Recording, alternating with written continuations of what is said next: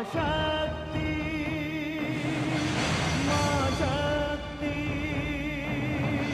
मां शक्ति।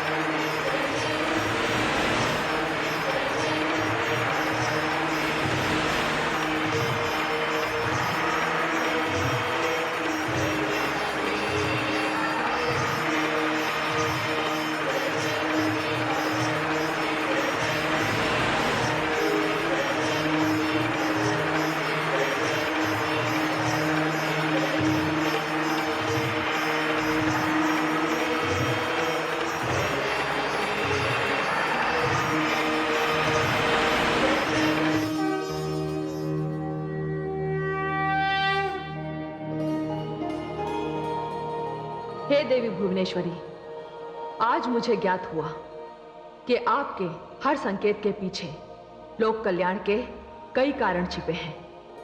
अंततः देवी गंगा को धरती पर आना पड़ा। उन्हें लाने के लिए भगीरथ को कितने यत्न करने पड़े। हाँ महादेवी, हिमालय देवी गंगा का स्थायी निवास है, किंतु अभी तो देवी गंगा शिव की जटाओं से निकली हैं। महादेवी, उनकी यात्रा बड़ी लंबी है। इस यात्रा में एक अनोखा संगम होने वाला है। कैसा संगम महादेवी भुवनेश्वरी? यह संगम प्रयाग में होगा, जहां इस समय सरस्वती की पावन धारा बह रही है। इसका अर्थ यह हुआ देवी भुवनेश्वरी कि देवर्षि नारद अपने प्रयास में सफल हो गए। नहीं महादेवी, अभी नहीं, अभी इसमें समय है। अभी तो महाराज भगीरथ गंगा को साथ ले जाने की प्रसन्नता में हैं। पीछे मुड़कर भी नहीं देख रहे। उनकी यात्रा अब उस स्थान पर पहुंचने वाली है जहां भगवान विष्णु ने धरती पर सर्वप्रथम अपने चरण धरे थे। यह स्थान देवलोक का प्रवेश द्वार है, हरि का द्वार है। आप तो उनकी यात्रा पर अपनी दृष्टि रखिए।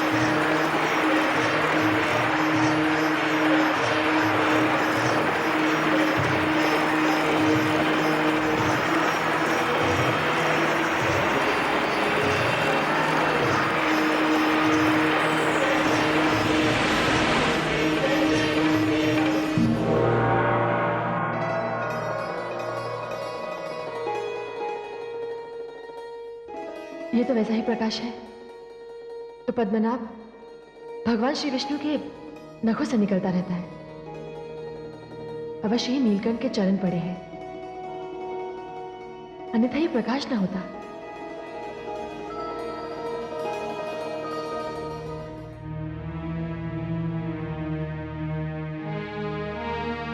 भगीरथ, भगीरथ,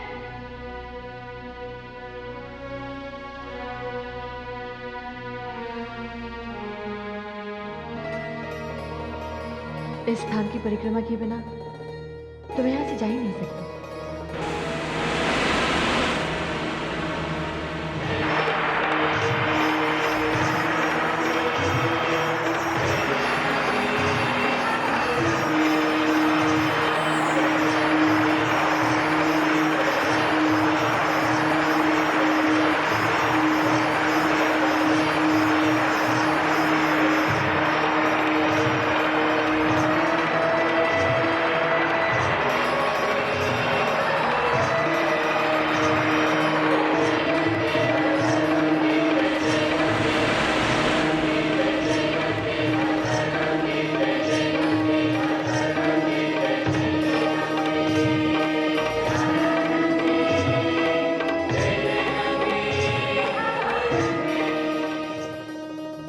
हे पद्मनाभ, इस स्थान से लोग आपको प्राप्त करने की यात्रा आरंभ करते हैं।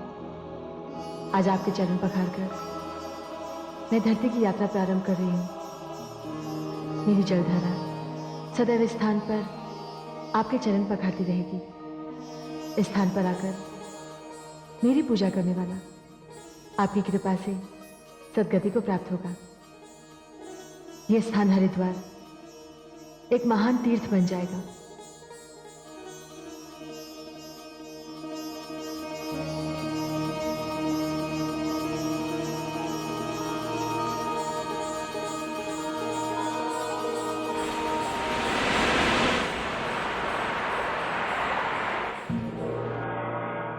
हे देवी भुवनेश्वरी, देवी गंगा तो यही मार्ग में रुक गई। हाँ महादेवी, इस स्थान पर भगवान श्री विष्णु के प्रथम बार चरण पड़े थे। जब सागर मंथन के समय अमृत निकलने पर देवताओं और दानवों में अमृत कलश को लेकर विवाद प्रारंभ हुआ, तब भगवान विष्णु ने यही मोहिनी रूप धारण कर देवताओं की समस्या का निवारण किया था। मैं समझ गई देवी भुवनेश्वरी, जहां जहां भगवान विष्णु के चरणों का स्पर्श हुआ है, वहां वहां से देवी गंगा उनके चरण पखारती हुई निकलेंगी। किंतु हे देवी भुवनेश्वरी, इस भोले भगीरथ का क्या होगा?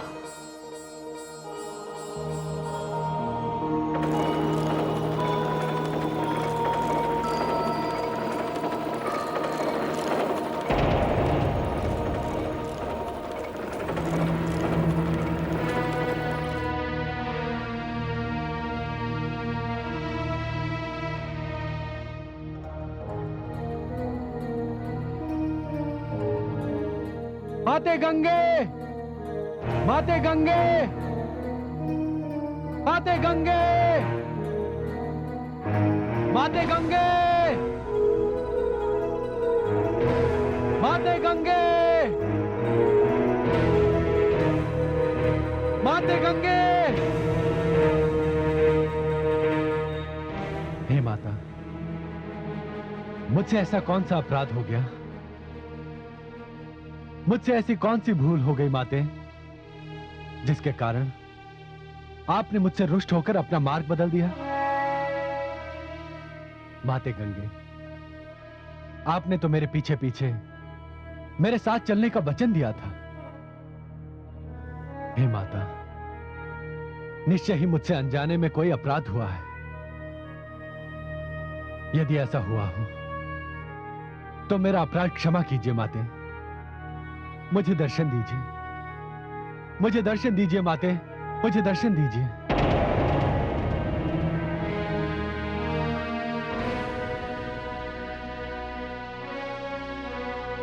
माते गंगे, माते गंगे, माते गंगे, माते गंगे, माते गंगे।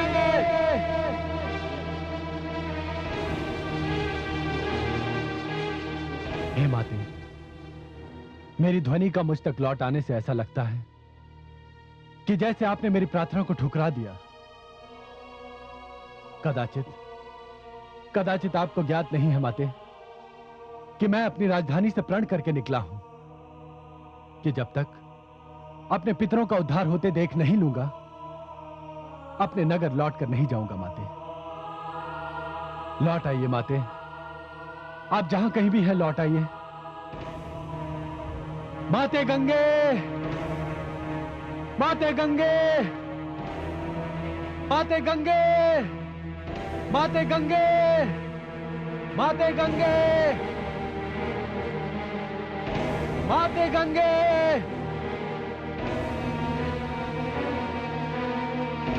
हे माता, ऐसा लगता है जैसे अब आप लौट कर नहीं आएंगी। मेरे पूर्वजों का उद्धार नहीं होगा।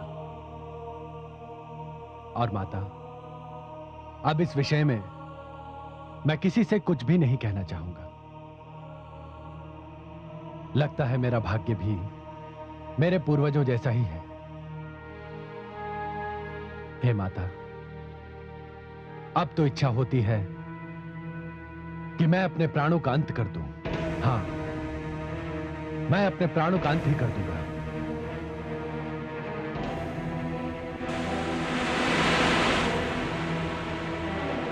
भगीरथ, भगीरथ, भगीरथ।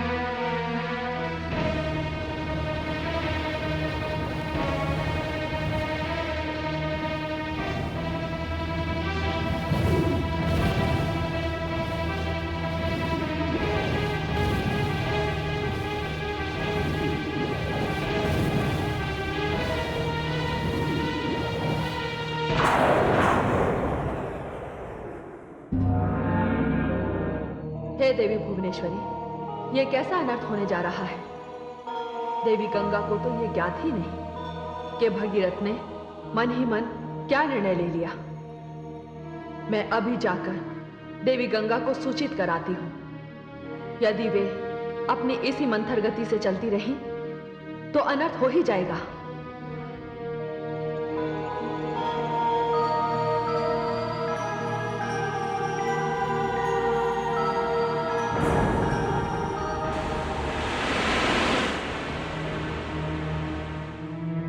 भगीरथ, भगीरथ।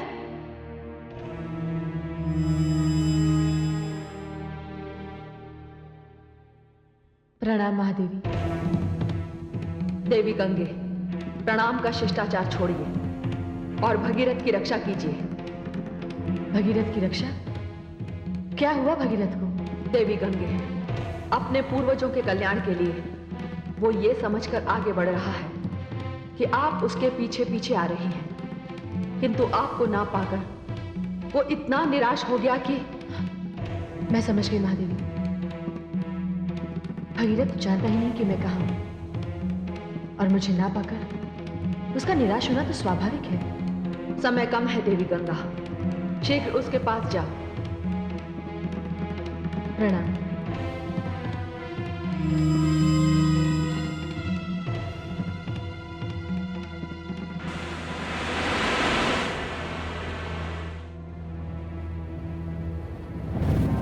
हे माते, मैं उल्हाना नहीं दे सकता। यदि आपके विषय में भगवान शिव से भी पूछने जाऊं तो भी माते, आप तो सर्वशक्तिमान हैं। किंतु माते, मैं अपनी निराशा का क्या करूं? मैं असफल नहीं लौट सकता माते। इसलिए मैंने निश्चय कर लिया है कि मैं अपने प्राणों का अंत कर दूंगा।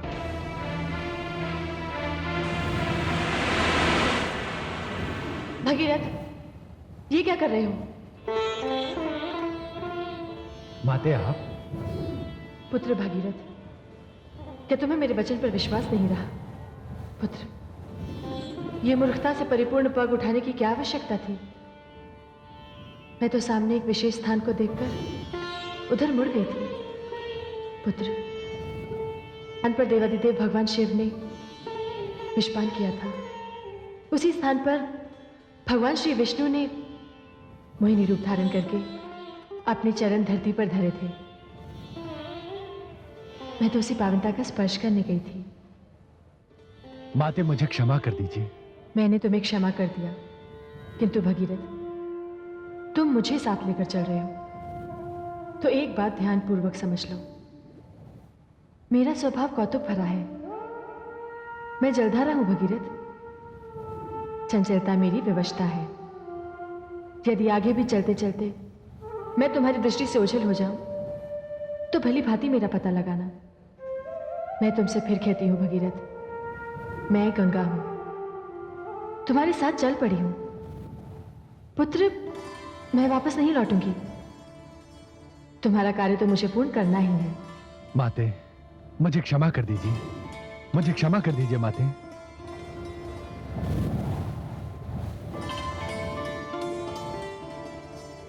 चलो भगीरथ। चलिए माते।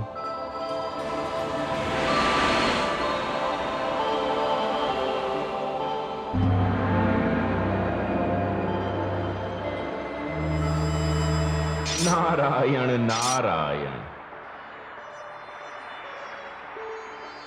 तीर्थराज प्रयाग की इस पावन धरती को नारद का प्रणाम।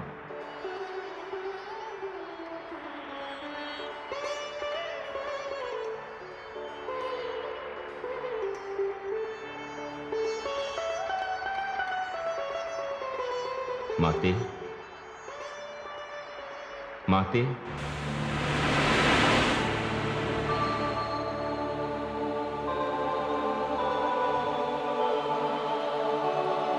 पुत्र नारद। प्रणाम माते। माते, आपके पुत्र का कार्य संपन्न हुआ। महाराज भगीरथ देवी गंगा को लेकर चल पड़े हैं। वे किसी भी क्षण यहां पहुंचेंगे और शीघ्र ही ब्रह्मलोक का सूनापन आपके आगमन से समाप्त हो जाएगा। पुत्र नारद, अपनी माता पर ही नहीं, तुमने इस पृथ्वी पर भी उपकार किया है। पुत्र, गंगा के आगमन से पृथ्वी धन्य हो जाएगी। माते, यही शुभ समाचार देने में यहां आया था। अब ब्रह्मलोक जाकर पिताश्री आदि प्रजापति ब्रह्मा जी को भी यह समाचार दे दूं। तेरा कल्याण हो पुत्र। प्रणाम माते। नारायण नारायण।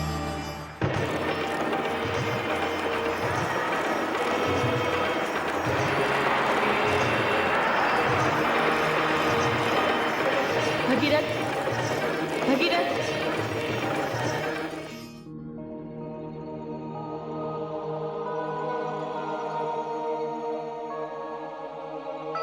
क्या बात है माते? ये हम किस स्थान पर आ गए पुत्र? हे माते, मैंने मार्ग में एक ऋषि से पूछा था। यह स्थान तीर्थों का राजा प्रयाग है। हाँ पुत्र, मुझे भी ऐसा ही प्रतीत हो रहा है। पुत्र भगीरथ, तुम्हें यहीं रुककर कुछ समय मेरी प्रतीक्षा करनी होगी। मैं महादेवी सरस्वती से मिलकर आती हूँ। महादेवी सरस्वती? हाँ, वो जो दूर जलधारा तुम्हें दिखाई दे रही है, वो देवी सरस्वती की जलधारा है। पुत्र, तुम्हें महादेवी सरस्वती का भी आभार मानना चाहिए, क्योंकि उन्हीं के कारण मैं धरती पर आई। अन्यथा मेरा तुम्हारे साथ आना संभव ना होता पुत्र। मैं चलती हूँ।